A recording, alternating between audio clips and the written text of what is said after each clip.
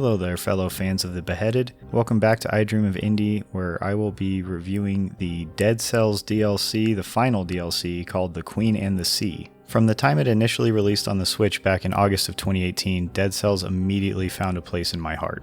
It's one of my favorite indies of all time. I think Motion Twin has done a fantastic job. They continue to balance, and I just love the way they've approached this game. I think just about any dev can learn a lot of lessons from the way Motion Twin has handled Dead Cells, especially with the community feedback. Most of the patches, or if you read the patch notes throughout time, almost all of them are related to community feedback and things that the community wanted. Things that were bugged, things that weren't working the way that the community thought they should, etc. Motion Twin went in and made changes, tweaked it, fixed it. And now they've added this final DLC, which adds 3 new biomes, 10 new weapons, 15 outfits, and 16 new achievements. So there's plenty here for the $5 asking price. The 3 new biomes are all at the very end of the game as an alternate path instead of going to the Hand of the King. The first of the 3 is called the Infested Shipwreck, and it takes place in a dilapidated, broken down ship. I really love this level. The artwork and the design is great. The layout is great. It's really tight corridors until you open up into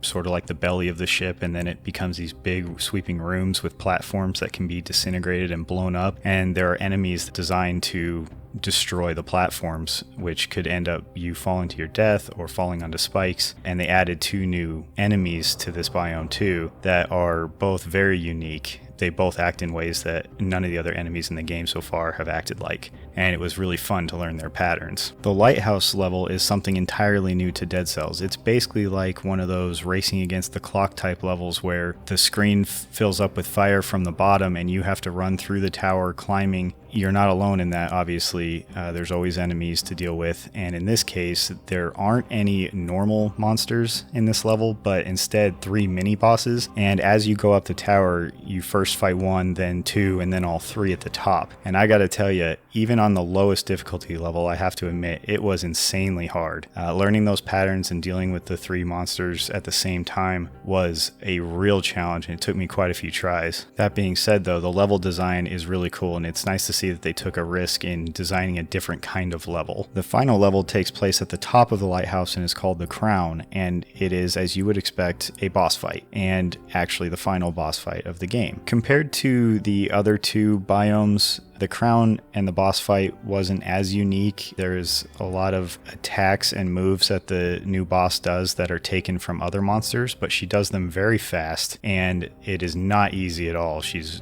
very quick, she's hard to parry or dodge. She has a lot of moves that can't be blocked, so you have to parry and dodge. And then there's 1 or 2 unique things in there that she does. But overall, it felt like a combination of the Hand and the King and the spoiler boss.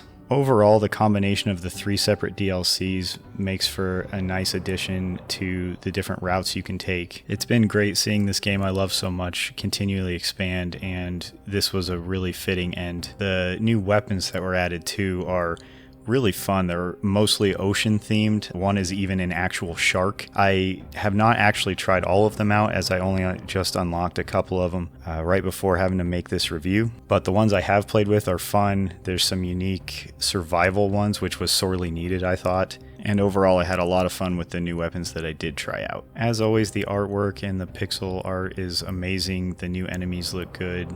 The new boss is awesome looking. The mini bosses are really cool. The new levels are designed great, and the color scheme is awesome. You know, it's exactly what you expect from Motion Twin and Dead Cells. But there is one issue, at least on the Nintendo Switch, and that's in the shipwreck level. For some reason, once you've started unlocking most of the map, it starts to really lag, like really lag, which of course in a very fast-paced game where there are lots of enemies coming at you all at once is pretty detrimental. And there were a couple times where it did cost me some hits, and luckily I was on easier levels, but on higher difficulty levels that's not really going to fly. So knowing Motion Twin, I'm sure they're working on it. I'm sure they'll patch it out, but at the moment it is kind of an issue, and it did happen every time I played that level. It also seemed that when I unlocked Explorer's Instinct by exploring most of the map, it lagged a lot more than it used to. So hopefully that's another thing that they'll take a look at and try to patch out. If you're as big a fan of Dead Cells as I am, then this is a must-have DLC. Getting all of the DLC and all the content really opens the game up, and I really hope this isn't isn't the end of the game. Maybe there's a sequel, or I don't know what else they could do since they have a second ending now, but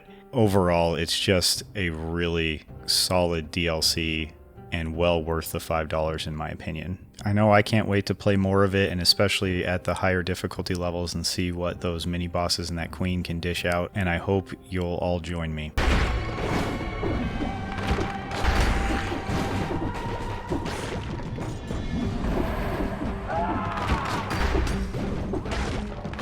For now though, it's time for me to shout out our indie warriors. Bill T, Christian Cruz, Kevalo, Mitchell Hall, Chris Jackson, Nathan Moore, Adriana Amato, CJR, C. Coyle, Skeptism, Haley, Julian Colbus, Jen Rose, Jesse, CPM, Bunny, JRS the 8th, Ray Lynn, Marky Mint, Dave Harp, Peekaboo. Thank you so much for your continued support.